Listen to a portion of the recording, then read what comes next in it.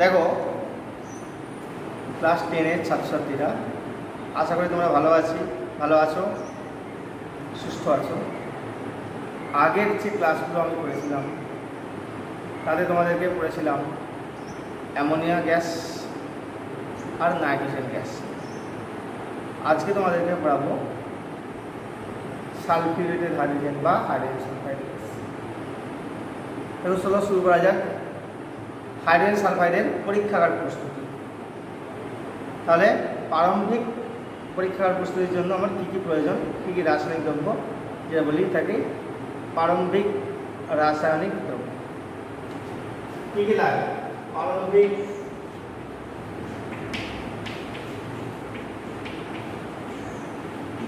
রাসায়নিক দ্রব্য। Ferrous sulphide,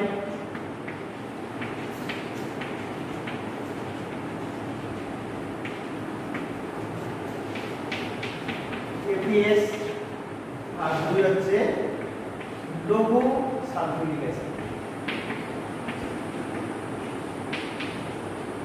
লৌহ সালফিউরিক অ্যাসিড।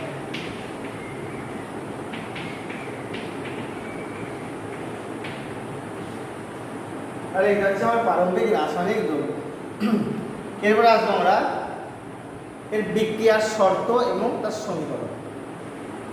সাধারণ উষ্ণতায় ফেরাস সালফাইডের সঙ্গে লৌহ সালফিউরিক অ্যাসিডের বিক্রিয়া, কোনো চাপ তাপ কোনো কিছু প্রয়োজন নেই। সাধারণ উষ্ণতায় ফেরাস সালফাইডের সঙ্গে লৌহ সালফিউরিক অ্যাসিডের বিক্রিয়ায় হাইড্রোজেন সালফাইড গ্যাস উৎপন্ন হয়।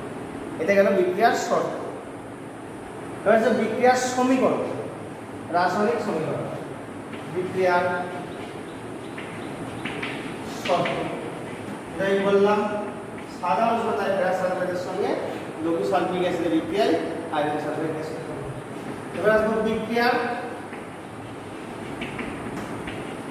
সমীকরণ। এপিএস প্লাস H2S উৎপন্ন হবে এপিএসO4 প্লাস H2S হাইড্রোজেন সালফাইড। এবার আসবো গ্যাস সংগ্রহ। গ্যাসকে আমরা কিভাবে সংগ্রহ করব? দেখো হাইড্রোজেন সালফাইড গ্যাস বাতাসের চেয়ে ভারী, প্রায় 1.5 গুণ ভারী, 1.2 গুণ ভারী, বাতাসের চেয়ে ভারী। সেই জন্য এটাকে আমরা কি করব, বায়ুর ঊর্ধ্ব প্রসারণ দ্বারা গ্যাসের সংগ্রহ করব। যেহেতু হাইড্রোজেন সালফাইড বাতাসের চেয়ে ভারী, তাই হাইড্রোজেন সালফাইডকে বায়ুর ঊর্ধ্ব প্রসারণ দ্বারা আমরা সংগ্রহ করব। এরপরে আসবো আমরা এই যে হাইড্রোজেন সালফাইড গ্যাস উৎপন্ন হলো, এর সঙ্গে অনেকগুলি অশুদ্ধি থাকে। অশুদ্ধি মানে হাইড্রোজেন সালফাইডের সঙ্গে আরও অনেক জিনিস মিশে থাকে। কী কী? যেমন জলীয় বাষ্প, সালফিউরিক অ্যাসিড বাষ্প, হাইড্রোজেন গ্যাস, এগুলো মিশে থাকে। তাহলে এইগুলোকে আমরা কীভাবে অপসারিত করব?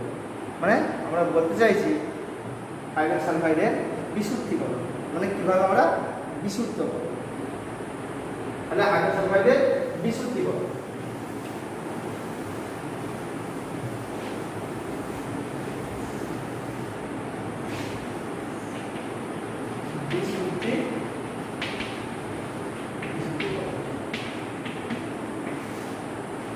দেখো পরীক্ষাগারে প্রস্তুত হাইড্রোজেন সালফাইড গ্যাসের মধ্যে জলীয় বাষ্প, অ্যাসিড বাষ্প এবং হাইড্রোজেন মিশে থাকে। এর অশুদ্ধি ছাড়া মিশে থাকে। এই অশুদ্ধিগুলি দূর করার জন্যে প্রথমে গ্যাসটিকে সোডিয়াম হাইড্রোজেন সালফাইডের মধ্য দিয়ে চালানো হবে। Sodium hydrogen sulphide at first NaHS, sodium hydrogen sulphide. এর মধ্য দিয়ে চালনা করলে কি হয়? প্রথমে সালফিউরিক অ্যাসিড বাষ্পটা কি হয়? অপসারিত হয়। এরপর যে অবশিষ্ট অংশ পড়ে রইল, এটাকে P2O5 ফসফরাস পেন্টঅক্সাইডের মধ্যে চালনা করে। ফসফরাস পেন্টঅক্সাইডের মধ্যে চালনা করলে কি হবে? জলীয় বাষ্প অপসারিত হয়ে যাবে। তাহলে দোকানে থেকে গেল কে? হাইড্রোজেন। এখন দেখো ওষুধ হিসাবে মিশেছিল কে? অ্যাসিড বাষ্প, জলীয় বাষ্প, হাইড্রোজেন গ্যাস। তাহলে আমরা প্রথমে যেহেতু আমরা সোডিয়াম হাইড্রোজেন সালফাইডের মধ্য দিয়ে চালনা করলাম, তাহলে সালফিউরিক অ্যাসিড বাষ্পটা অবশিষ্ট। এরপর যে অবশিষ্ট অংশটা রইল তাকে আমরা যদি P2O5 এর মধ্যে দিয়ে চালনা করি, তাহলে কি হবে? জলীয় বাষ্পটা রিমুভ হবে, অপসারিত হয়ে যাবে। এরপরে আমরা কি করব? প্রাপ্ত যে গ্যাস তাকে শুষ্ক বরফ দিয়ে শীতল করলে H2S থেকে যাবে, তরলীকৃত অবস্থায় চলে আসবে এবং হাইড্রোজেনটা বেরিয়ে যাবে, এবং হাইড্রোজেন গ্যাস থেকে যাবে, বেরিয়ে যাবে। এই তরল হাইড্রোজেনকে সাধারণ উষ্ণতা এনে বায়ুর ঊর্ধ্ব অপসারণ দ্বারা আমরা গ্যাস দ্বারে সংগ্রহ করে থাকি। বোঝা গেল? তাহলে এইভাবে আমরা পরীক্ষাগারে হাইড্রোজেন সালফাইডকে আমরা বিশুদ্ধীকরণ করি। এরপর দেখো আমাদের একটা প্রশ্ন এসেই যায় এর মধ্যে। কী প্রশ্ন? বলছে আমরা H2S প্রস্তুত করলাম, তাতে আমরা ব্যবহার করেছিলাম কি? লঘু সালফিউরিক অ্যাসিড। কেন গাঢ় সালফিউরিক অ্যাসিড ব্যবহার করা চলে না? অসুবিধা কোথায়? লঘু সালফিউরিক অ্যাসিড ব্যবহার করছি, সেখানে কেন গাঢ় সালফিউরিক অ্যাসিড ব্যবহার করব? এর কারণ ফেরাস সালফাইডের সঙ্গে গাঢ় সালফিউরিক অ্যাসিড বিক্রিয়ায় হাইড্রোজেন সালফাইড উৎপন্ন হয়, ঠিক। কিন্তু যেহেতু সালফিউরিক অ্যাসিড একটা জারক পদার্থ, উৎপন্ন হাইড্রোজেন সালফাইড কি করে? H2S দ্বারা জারিত হয়ে সালফারে পরিণত হয়। সেই কারণে আমরা কি গাঢ় সালফিউরিক অ্যাসিড ব্যবহার করি। কি বললাম? ফেরাস সালফাইডের সঙ্গে গাঢ় সালফিউরিক অ্যাসিডের বিক্রিয়ায় উৎপন্ন হাইড্রোজেন সালফাইড, সালফিউরিক অ্যাসিড তার জারক ধর্মের জন্য উৎপন্ন হাইড্রোজেন সালফাইডকে সালফারে পরিণত করে। সেই জন্য আমরা পরীক্ষাগারে হাইড্রোজেন সালফাইড প্রস্তুত করতে গাঢ় সালফিউরিক অ্যাসিড ব্যবহার করি না। দেখো কি হয়, তাহলে বললাম H2S প্রস্তুতিতে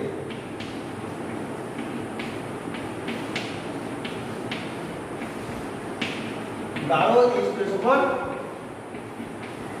ব্যবহার করা হয় না, ব্যবহার করা চলে না। কারণ তো বললাম, দেখো কি হয়, ফেরাস সালফাইডের সঙ্গে সালফিউরিক অ্যাসিড বিক্রিয়া হয়, বিক্রিয়ায় কি উৎপন্ন হয়? Hydrogen sulphide. এই উৎপন্ন হাইড্রোজেন সালফাইড সালফিউরিক অ্যাসিড জারক অ্যাসিড বলে, হাইড্রোজেন সালফাইডকে জারিত করে, জারিত করে কি করে? সালফাইড করে।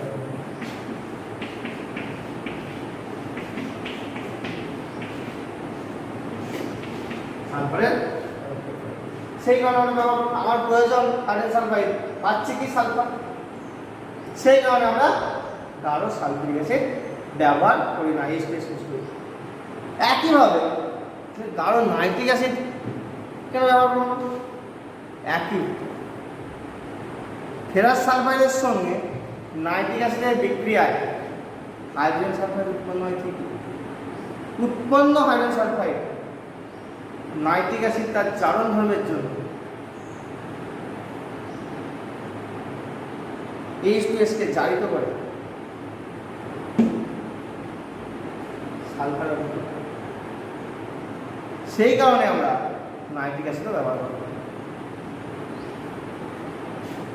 দেখো কি হয়, তাহলে আমরা নাইট্রিক অ্যাসিড কেন ব্যবহার করি?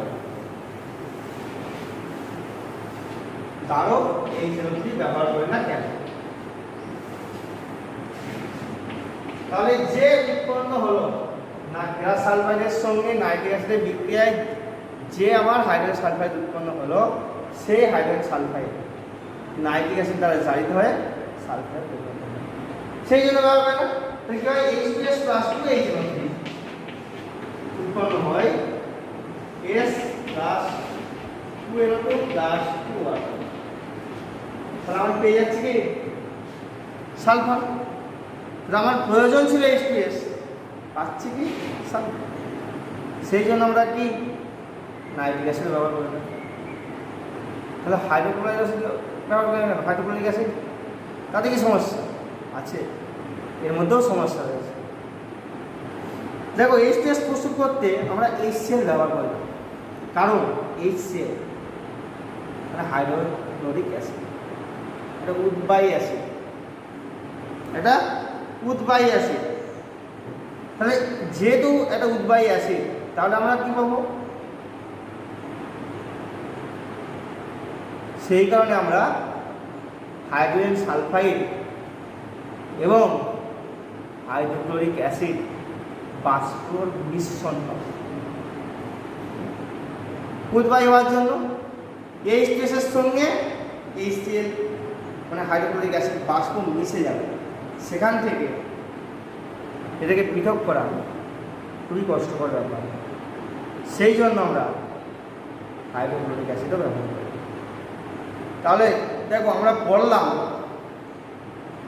সালফিউরেটেড হাইড্রোজেন বা হাইড্রোজেন সালফাইড প্রস্তুতি করলাম, এবং এই প্রস্তুতের সময় কেন আমরা গাঢ় সালফিউরিক অ্যাসিড ব্যবহার করি না তা জানলাম। তারপরে জানলাম কেন গাঢ় নাইট্রিক অ্যাসিড ব্যবহার করি না, সেটাও জানলাম। তারপরে করলাম আমরা হাইড্রোক্লোরিক অ্যাসিডও ব্যবহার করি না, শুধু ব্যবহার করে থাকি লঘু সালফিউরিক অ্যাসিড। এরপরে আমরা আসবো, যদি আমরা একটা স্বচ্ছ লেড নাইট্রেট এর দ্রবণের মধ্য দিয়ে, স্বচ্ছ লেড নাইট্রেট সলিউশন এর মধ্য দিয়ে H2S গ্যাস চালনা করি, তাহলে কী করবে? স্বচ্ছ লেড নাইট্রেটের জলীয় দ্রবণে H2S চালনা করে কী পরিবর্তন আমরা লক্ষ্য করব? দেখো কালো বর্ণের স্বচ্ছ লেড নাইট্রেট দ্রবণে H2S চালনা করলে কালো রঙের লেড সালফাইড কি হয়? লেড নাইট্রেট PbNO3, তার মধ্যে আমরা চালনা করছি H2S গ্যাস, কি করবে? PbS কালো রঙের প্লাস এর বর্ণটা কি? কালো রঙের লেড সালফাইড। দেখো এবারে পড়বো আমরা H2S এর কিছু ভৌত ধর্ম। দেখো হাইড্রোজেন সালফাইড গ্যাসটা বর্ণহীন, পচা ডিমের মতো গন্ধযুক্ত গ্যাস। 2 নম্বর বলেছিলাম H2S গ্যাস বাতাসের চেয়ে ভারী। 3 নম্বর গ্যাসটি ঠান্ডা জলে দাব্য কিন্তু গরম জলে অদাব্য। ঠান্ডা জলে দ্রবীভূত হয় কিন্তু গরম জলে দ্রবীভূত হয় না, অদ্রাব্য। 4 নম্বর গ্যাসটি বিষাক্ত। তাহলে কী কী বললাম? হাইড্রোজেন সালফাইড বর্ণহীন গ্যাস এবং গন্ধ হচ্ছে পচা ডিমের মতো গন্ধযুক্ত গ্যাস। 2 নম্বর বললাম হাইড্রোজেন সালফাইড বাতাসের চেয়ে ভারী, 1.2 গুণ ভারী। গ্যাসটি ঠান্ডা জলে দ্রবীভূত হয়, দ্রাব্য, কিন্তু গরম জলে অদ্রাব্য। গ্যাসটি বিষাক্ত আর তার জলীয় দ্রবণ আম্লিক প্রকৃতি। এরপরে আমরা আসবো হাইড্রোজেন সালফাইডের শোষক। হাইড্রোজেন সালফাইডের শোষক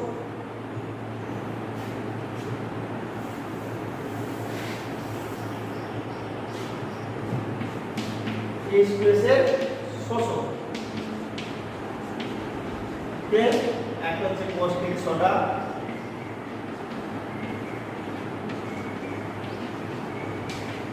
NaOH, আর হচ্ছে কস্টিক পটাশ KOH। তাহলে এই দুটো হচ্ছে আমার H2S গ্যাসের শোষক। ঠিক আছে, কস্টিক সোডা আর হচ্ছে কস্টিক পটাশ। এরপরে আমরা দেখব যে আমরা আগে পড়েছিলাম অ্যামোনিয়া গ্যাস, সেটা ছিল বিজারক গ্যাস। আজকে আমরা পড়ছি H2S গ্যাস, এটা হচ্ছে কি বিজারক গ্যাস। তাহলে H2S একটি বিজারক পদার্থ কিভাবে প্রমাণ করব?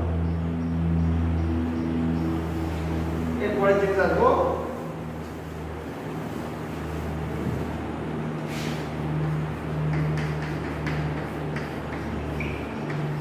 H2S একটি বিজারক পদার্থ।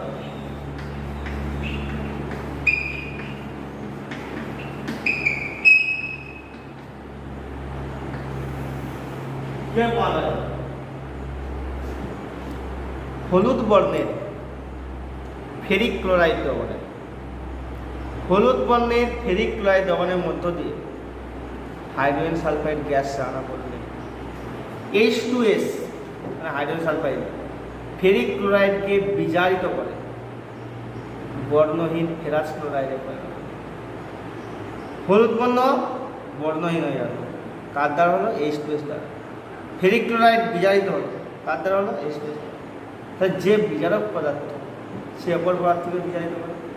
তাহলে ফেরিক ক্লোরাইড বিজারিত হয়ে ফেরাস ক্লোরাইড এবং নিচে জারিত হয় সালফারে সালফার। তাহলে হলুদ বর্ণের ফেরিক ক্লোরাইড দ্রবণ KPCl প্লাস H2S চালনা করলাম, তাহলে কি উৎপন্ন হলো? Ferrous chloride plus sulphur plus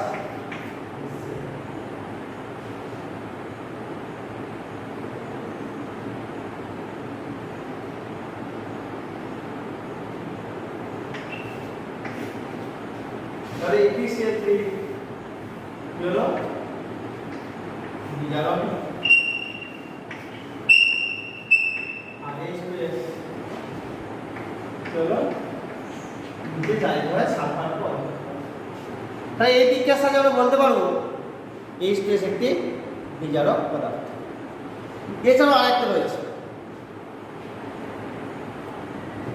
আম্লিক কমলা বর্ণের পটাশিয়াম ডাইক্রোমেট। আম্লিক কমলা বর্ণের পটাশিয়াম ডাইক্রোমেট দ্রবণের মধ্য দিয়ে H2S গ্যাস চালনা করতে H2S পটাশিয়াম ডাইক্রোমেটকে বিজারিত করে ম্যাঙ্গানাস সালফেটে পরিণত, সরি ক্রোমিক সালফেটে পরিণত। H2S পটাশিয়াম ডাইক্রোমেটকে বিজারিত করে সবুজ বর্ণের ক্রোমিক সালফেটে পরিণত করে এবং নিজে সালফারে চালিত করে।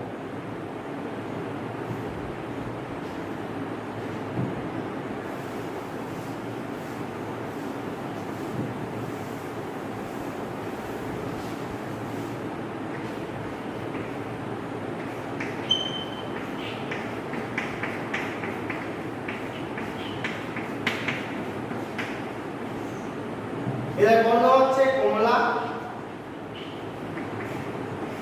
পটাশিয়াম ডাইক্রোমেট দ্রবণের মধ্য দিয়ে চালনা করলাম। কমলা বর্ণের পটাশিয়াম ডাইক্রোমেটের মধ্য দিয়ে H2S গ্যাস চালনা করলাম আম্লিক দ্রবণ। তাহলে কি উৎপন্ন হবে?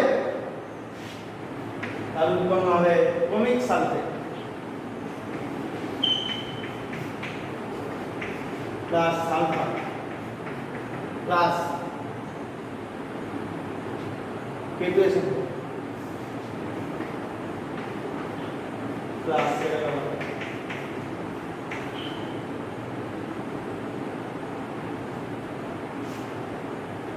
তাহলে কি হলো? কমলা বর্ণের আম্লিক কমলা বর্ণের পটাশিয়াম ডাইক্রোমেট দ্রবণের মধ্য দিয়ে হাইড্রোজেন সালফাইড গ্যাস চালনা করলে H2S পটাশিয়াম ডাইক্রোমেটকে বিজারিত করে সবুজ বর্ণের ক্রোমিক সালফেটে। আর এখানে কি হলো? এটা বিজারক আর H2S নিজে তারপরে কি হলো? জানা। এর কমলা বর্ণ ছিল হয়ে গেল সবুজ। তাহলে এই বিক্রিয়া থেকে আমরা বলতে পারবো যে H2S একটি বিজারক পদার্থ। দেখো এরপরে আমরা আসবো হাইড্রোজেন সালফাইডকে কিভাবে শনাক্ত করা যায়, H2S এর শনাক্ত।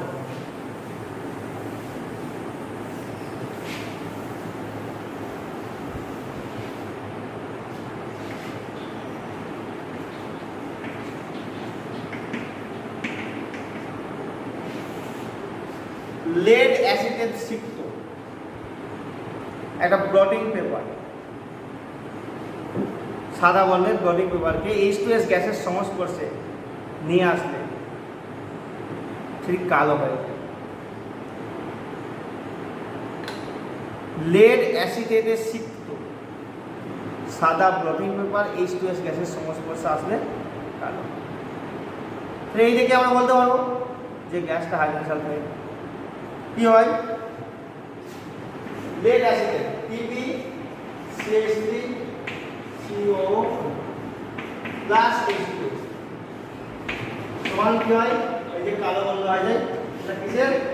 লেড সালফাইডের বর্ণ কালো, সেখান থেকে প্লাস 2H2S। এটা সাহায্যে আমরা বলতে পারবো H2S শনাক্ত করতে পারবো। এছাড়া আরেকটা রয়েছে সদ্য প্রস্তুত সোডিয়াম নাইট্রোক্সাইড, ক্ষারীয়, অবশ্যই সদ্য প্রস্তুত ক্ষারীয় সোডিয়াম নাইট্রোক্সাইড। এই দ্রবণের মধ্য দিয়ে যদি আমরা H2S গ্যাসকে চালনা করি, দ্রবণটি বেগুনি হয়ে যায়। বেগুনি বর্ণ একটা জলীয় যৌগ উৎপন্ন করে, সেই কারণে দ্রবণটি বর্ণ হয়ে যায়। এটা থেকেও আমরা H2S গ্যাসকে শনাক্ত করতে পারি। তাহলে H2S গ্যাসের শনাক্তকরণ আমার হবে। এরপরে আমি প্রমাণ করব H2S একটা দ্বিক্ষারীয় অ্যাসিড। তো কীভাবে প্রমাণ করা যাবে H2S একটি দ্বিক্ষারীয় অ্যাসিড?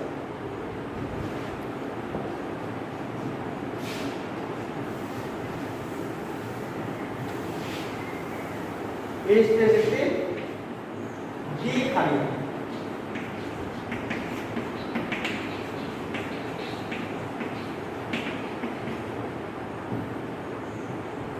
একটি দ্বিক্ষারীয় অ্যাসিড 1 মোল হাইড্রোজেন সালফাইড 1 মোল কষ্টিক সোডার সঙ্গে বিক্রিয়া করে সোডিয়াম বাইসালফাইড আম্লিক দ্রবণ উৎপন্ন করে। H2S 1 মোল নিয়েছি, তার সঙ্গে বিক্রিয়া করছে 1 মোল কষ্টিক সোডা, তাহলে কি উৎপন্ন হবে? NaHS সোডিয়াম বাইসালফাইড প্লাস আবার 1 মোল H2S 2 মোল সোডিয়াম হাইড্রোক্সাইডের সঙ্গে বিক্রিয়া করে কি উৎপন্ন করে? সোডিয়াম সালফাইড নামক প্রশম লবণ। তাহলে প্রথমে দেখালাম H2S 1 মোল নিয়েছিলাম, NaOH এটাও 1 মোল নিয়েছিলাম, তৈরি হয়েছিল কি? সোডিয়াম বাইসালফাইড নামক এক ধরনের আম্লিক লবণ। এরপরে আমরা দিচ্ছি 1 মোল H2S, তার সঙ্গে নিচ্ছি 2 মোল NaOH কষ্টিক সোডা, তাহলে উৎপন্ন হচ্ছে Na2S প্লাস 2H2। তাহলে কি হলো? প্রশম লবণ।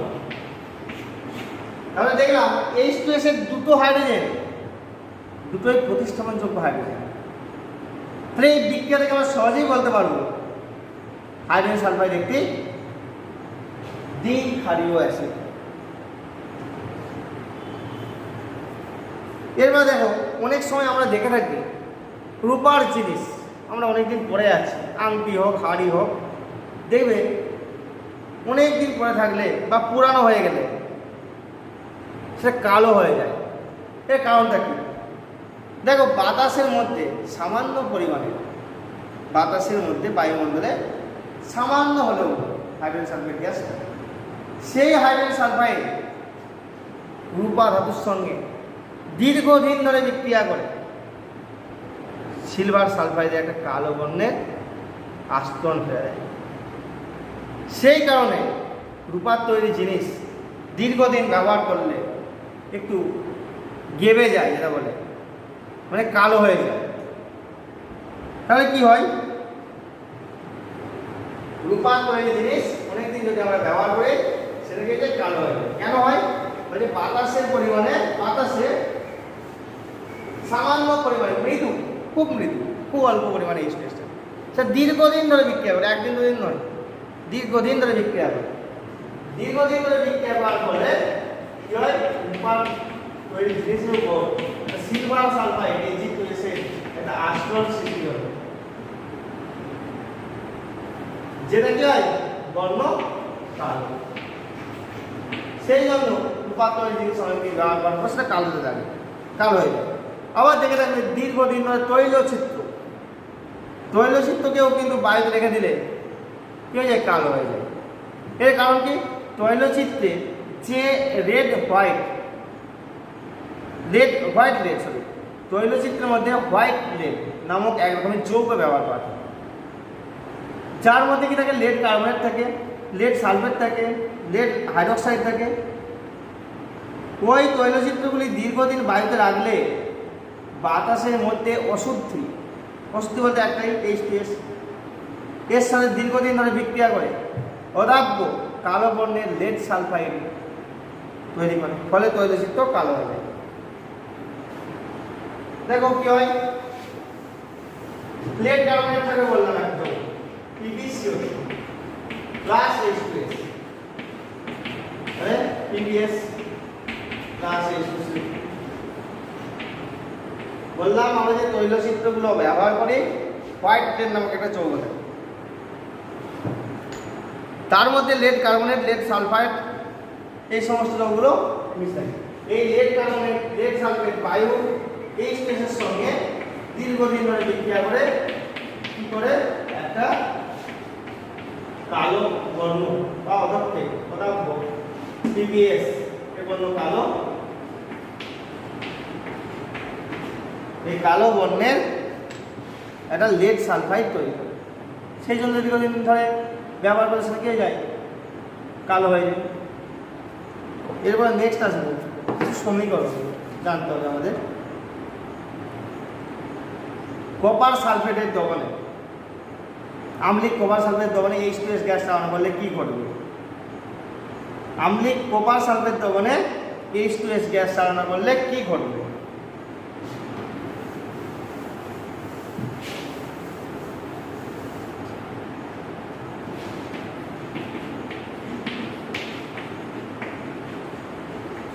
আম্লিক COS দহনে H2S চালানো করা,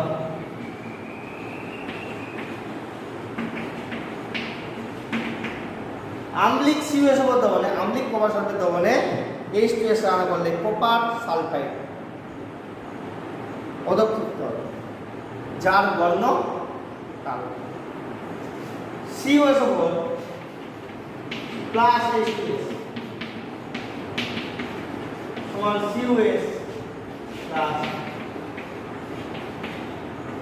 তাহলে কি হবে, কালো বর্ণের কপার সালফাইড কিউপ্রিক সালফাইড। এবার দেখো আরেকটা বলবো, আম্লিক মানে অ্যাসিড যুক্ত।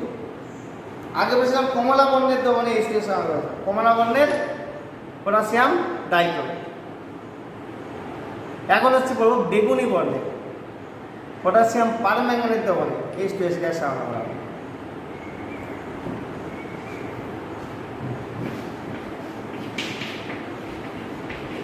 আম্লিক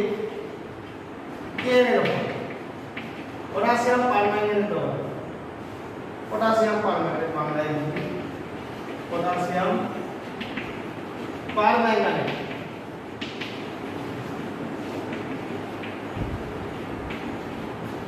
দ্রবণে H2S চালানো করলে কি ঘটবে?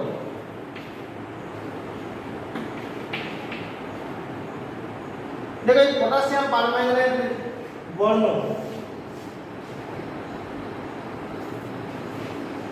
বেগুনি,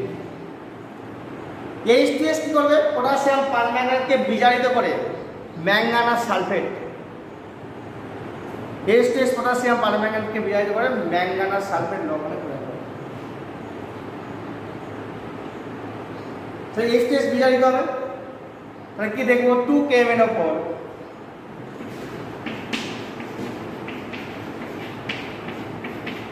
প্লাস H2SO4 প্লাস H2S উৎপন্ন হবে manganous sulphate K2SO4 plus sulphur plus 2KMnO4 plus 3H2SO4 plus 5H2S তাহলে উৎপন্ন হবে K2SO4 plus 2MnSO4 plus 8H2O 5S। তাহলে এটা ছিল বেগুনি বর্ণ, এটা কি যাবে বর্ণহীন, বেগুনি বর্ণটা হচ্ছে বর্ণহীন হয়ে যাবে। এরপর কি দেখবো 3 নম্বর, ক্লোরিন জলের মধ্য দিয়ে H2S রওনা করলে কি ঘটে? ক্লোরিন জলের মধ্য দিয়ে H2S রওনা করা হয় কি ঘটে? সমীকরণ সঠিক। তাহলে প্রথমে দেখলাম আম্লিক প্রোপারসালফেট যখন H2S রওনা করা হলো, তারপর দেখলাম আম্লিক পটাশিয়াম পারম্যাঙ্গানেট যখন H2S রওনা করা হলো, এরপর দেখলাম ক্লোরিন জলের মধ্য দিয়ে H2S রওনা করা হলো।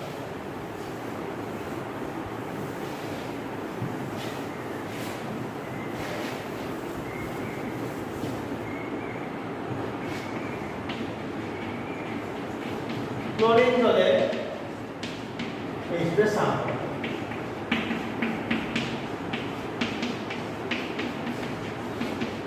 তাহলে কি হবে হাইড্রোক্লোরিক অ্যাসিড, মানে বর্ণহীন হাইড্রোক্লোরিক অ্যাসিডে পরিণত হয়। ক্লোরিন জলের মধ্যে দিয়ে H2S রান্না করলে ক্লোরিন বিজারিত হয়ে বর্ণহীন হাইড্রোক্লোরিক অ্যাসিডে পরিণত হয়। এরপর ব্রোমিন জলের মধ্যে দিয়ে H2S রান্না করা হয়। ব্রোমিন জলে H2S রান্না করা হয়।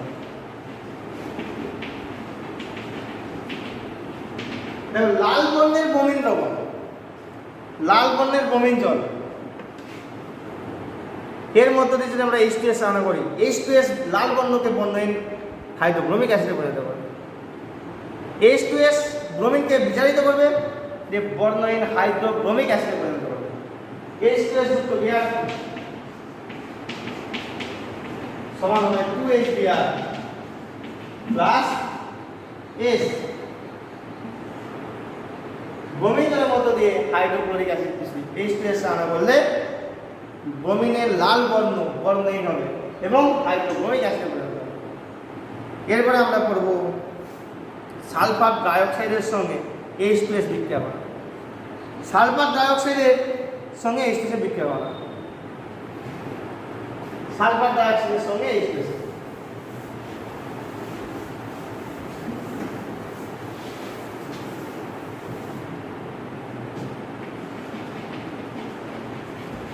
সালফার ডাইঅক্সাইডের সঙ্গে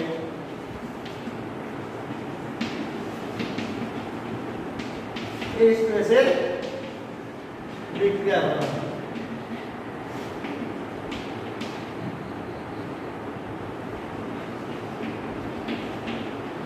এবং সালফার ডাইঅক্সাইড H2S এর সঙ্গে বিক্রিয়া করবে ইন প্রেজেন্স অফ ভেপার, জলীয় বাষ্প।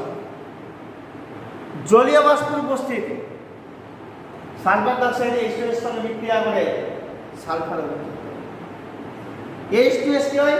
সালফারে জারিত হয়, আবার সালফার ডাইঅক্সাইড সালফারে বিজারিত হয়। তাহলে H2S প্লাস S সমান S প্লাস, তার জলীয় বাষ্পের উপস্থিতিতে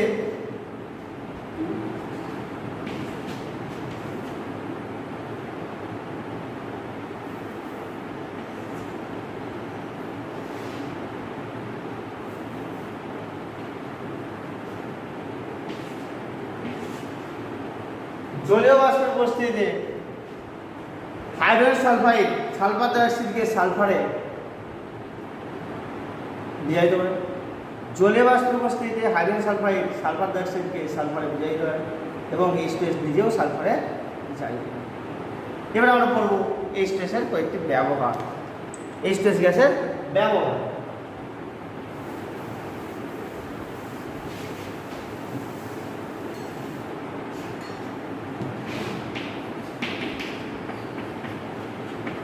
H2S এর ব্যবহার দেখো, 1 ধাতবমূলক শনাক্ত করতে আমরা H2S ব্যবহার করে থাকি। 2 নম্বর, পরীক্ষাগারে বিজারক হিসাবে আমরা H2S-কে ব্যবহার করি। 3 নম্বর, বিভিন্ন ধাতুর সালফাইড এবং বাইসালফাইড লবণ তৈরিতে আমরা কি H2S ব্যবহার করি। তাই কি বললাম? ধাতবমূলক শনাক্তকরণে। 2 নম্বর বললাম পরীক্ষাগারে বিজারক পদার্থ হিসাবে। 3 নম্বর বললাম ধাতব সালফাইড এবং বাইসালফাইড লবণ তৈরি করতে আমরা H2S ব্যবহার করি। এবার দেখো একটা কোশ্চেন নেয় মাঝে মধ্যে, কীটজন্তু প্রস্তুত করা যায় এমন কয়েকটি গ্যাসের নাম বলুন। কীটজন্তুর সেই সমস্ত গ্যাসকে আমরা প্রস্তুত করতে পারি যাদেরকে সাধারণ উষ্ণতায় প্রস্তুত করা যায়, মানে যাদেরকে কোনো তাপ দিতে হয় না, যাদের প্রস্তুতির সময় কোনো তাপ প্রয়োজন হয় না, সেই সব গ্যাসকে আমরা কীটজন্তুতে ব্যবহার করতে পারি। যেমন দেখো আমরা আজকেই বললাম হাইড্রোজেন সালফাইড গ্যাস কি বললাম, সাধারণ উষ্ণতায় ঘটেছিল ফেরাস সালফাইডের সঙ্গে লঘু সালফিউরিক অ্যাসিডের, তার জন্য আমাকে বাইরে থেকে কোনো তাপ দিতে হয়নি।